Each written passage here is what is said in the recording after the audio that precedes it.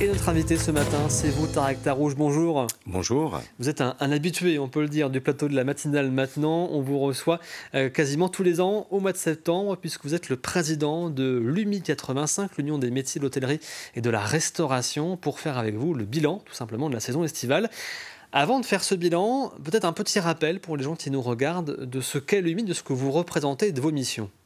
C'est vrai, merci beaucoup pour cette invitation habituelle, peut-être, mais qui est très importante.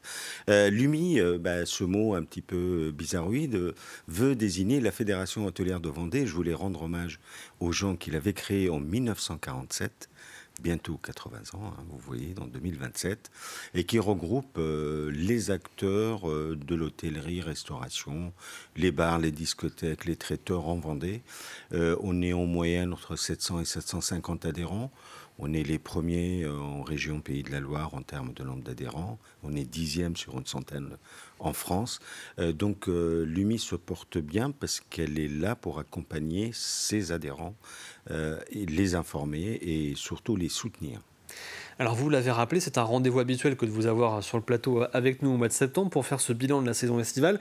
Mais vous l'avez dit, c'est un secteur important. Le tourisme est un secteur important sur le territoire de la Vendée. Alors justement, quand on regarde ce bilan que vous venez de sortir il y a quelques jours maintenant, un bilan qui est plutôt mitigé. La fréquentation, on va dire, semble au rendez-vous, mais la consommation ne l'est pas forcément, si on pouvait généraliser ce bilan. Mais vous avez tout à fait raison et c'est exactement ce qui s'est passé.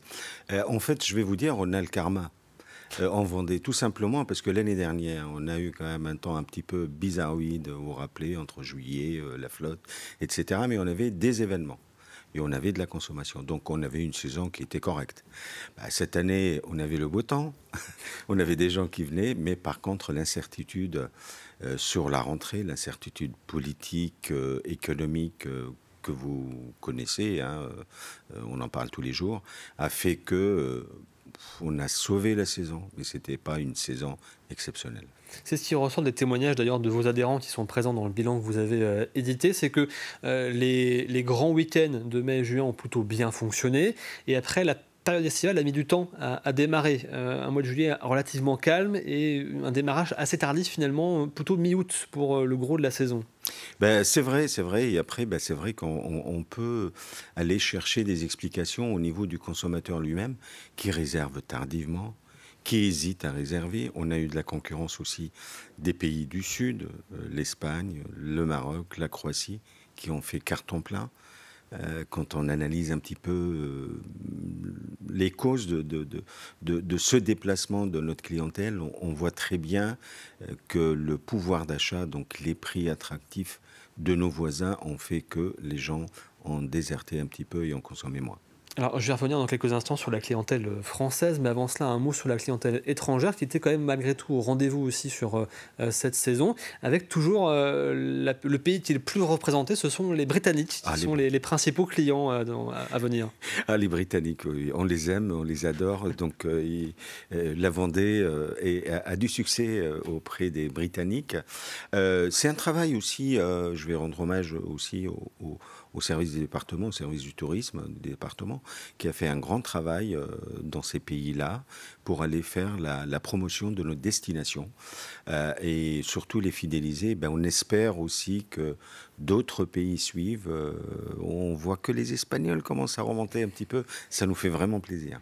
Alors si d'ailleurs je fais un petit peu le point sur les nations les mieux représentées, on a donc les Anglais, quasiment 80% de la clientèle étrangère, et puis ensuite ce sont les Allemands, les Hollandais et les Belges aussi qui viennent donc faire passer leurs vacances en Vendée. Je reviens sur la clientèle plutôt française. Au rendez-vous, on le disait en termes de fréquentation. Néanmoins, on a senti, et c'est ce qui ressort de ce bilan, moins de consommation plaisir, moins de consommation dans les bars-restaurants, moins d'achat plaisir à côté de la partie hébergement. C'est exactement ça. En fait, on privilégie d'abord l'hébergement. On va y aller d'abord trouver le toit pour qu'il nous accueille. Et après, on fait des arbitrages. Quelqu'un qui vient en Vendée, je pense qu'il y a des incontournables, Puy du Fou, au Glisse Park, etc. Donc on va laisser quand même pour les enfants et les grands aussi, hein, ce plaisir d'avoir ces attractivités, mais qui va prendre euh, sur cet arbitrage, ce sont les restaurants. Les restaurants, on les fréquente moins. Moi, j'ai vu sur la plage s'est développé les soirées pique-nique au bord de la plage, sur les plages vendéennes. Et c'est vrai que c'est moins de personnes qui sont dans les restaurants. Et du coup, les restaurateurs doivent s'adapter. J'entendais, j'ai vu aussi un article récemment sur des restaurateurs qui expliquaient justement qu'ils ont fait en sorte de baisser les prix de leurs plats pour avoir des menus attractifs, en espérant du coup que les gens allaient prendre plus d'extra de boissons à côté et pouvoir, entre guillemets, trouver un équilibre pour leur chiffre d'affaires. Oui, mais vous savez que c'est très très dur. C'est très très dur. Là aujourd'hui, en marge moyenne, on est à 2%, quoi. 2% en marge nette. Qu'est-ce que vous voulez faire avec 2%? C'est-à-dire les entreprises ne peuvent pas. Au moindre souci, aléa, là, par exemple, sur les aléas du contexte social, économique, ça y est, hein, on est en difficulté. Aujourd'hui, je ne vais pas alarmer les gens, mais il y a 25 restaurants qui ferment en France par jour. C'est-à-dire, c'est conjoncturel et structurel en même temps, mais c'est vrai qu'il faut qu'on s'adapte aussi. Alors justement, vous parlez de la rentrée, c'est aussi ce qui ressort de ce bilan et des perspectives à venir. Vos adhérents le disent, ils sont inquiets pour cette rentrée, notamment sur l'aspect social, au vu de l'incertitude que vous venez d'évoquer, politique et économique, parce que parfois la pré-saison peut aider. Malheureusement, au vu du contexte, ce ne sera pas forcément le cas.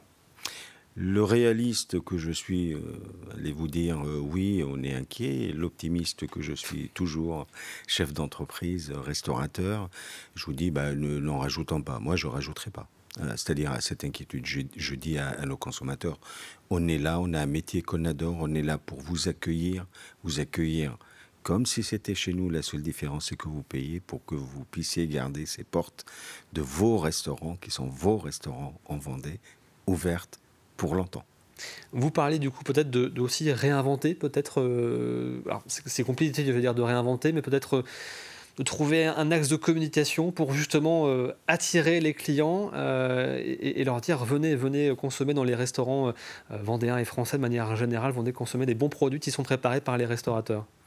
Vous avez raison, mais j'ai quand même, là aujourd'hui, je suis un fanat de la loi de l'offre et de la demande. C'est le client qui détermine ce qu'on va préparer, ce qu'on va lui proposer. C'est-à-dire que demain, l'adaptabilité d'une entreprise, elle est presque innée, on va dire. Ceux qui ne s'adaptent pas disparaîtront. On s'est adapté, on s'adapte. Vous le voyez là aujourd'hui, depuis des décennies. Les restaurants ne sont plus ceux qu'on a connus avant. Et là, on a besoin aussi d'être au rendez-vous avec nos consommateurs qui le seront par la suite. Nous passons à un autre sujet qui vous concerne toujours, Tarek Tarouche, justement celui du recrutement des saisonniers. Alors, on avait déjà eu l'occasion d'en parler beaucoup. J'ai juste une question à vous poser. On l'a évoqué rapidement ensemble lorsqu'on a préparé cet entretien, mais ça reste toujours sous tension, le recrutement pour l'ensemble du secteur. Ah oui, oui, c'est pas une nouveauté, hein, ça reste sous tension. Là, je pense que ça va être durable, il faut être honnête, hein, il faut trouver des solutions, là aujourd'hui, innovantes, en intégrant les nouvelles technologies, la digitalisation, pour essayer de concentrer le peu de personnel qui nous reste sur l'essentiel, quoi. Aujourd'hui, on ne peut plus aller plus loin. On a fait et on fait ce qu'il fallait en termes de salaire, de planning, etc., etc. Mais on voit très bien que la population vieillissante, d'un côté, la généralisation en quelque sorte de la pénurie du personnel dans les autres branches continue, et donc on sera amené à travailler avec, quoi. Deux dernières questions. La première, certains restaurateurs, notamment du côté des Sables d'Olonne, témoignaient de leur côté de la chance d'avoir eu aussi en début d'année les arrivées du Vendée Globe, qui a permis d'avoir entre guillemets un avant saison pour eux à ce moment-là. Ah c'est exactement ça, c'est ce qu'on disait au départ. Le Vendée Globe est un événement majeur en Vendée, et il a fait connaître aussi la Vendée. Je présume que les Britanniques qui sont là aussi, parce qu'ils ont entendu parler aussi de la Vendée via le Vendée Globe. Et il n'y aura pas de Vendée Globe cette année, mais il y a toujours la Vendée, hein. Dernière question, très rapidement, le gouvernement a évoqué possible suppression de certains jours fériés. J'imagine que justement, ce n'est pas forcément quelque chose qui réjouit les hôteliers et les restaurateurs, parce que les jours fériés permettent souvent d'avoir des ponts et donc des grands week-ends où les gens vont venir sur la côte, vont venir faire passer quelques jours dans le département. Ben, tout à fait. Et en fait, tout dépend où on est placé. En fait, si on est sur le littoral, on sera mécontent. Si on est dans les terres, on sera peut-être un peu content parce que les gens vont venir. Mais moi, j'ai une position très simple. Ne changeons pas ce qui fonctionne pour nous aujourd'hui. Les ponts sont essentiels. Nous, on a du personnel dans les terres qui est adapté à ne pas avoir de pont. Et donc, moi, je trouve qu'il fallait chercher autre chose que ça. Je ne suis pas tout à fait d'accord. Merci beaucoup, Tarek Tarouche, d'avoir été avec nous ce matin pour ce bilan donc, de la saison 2025.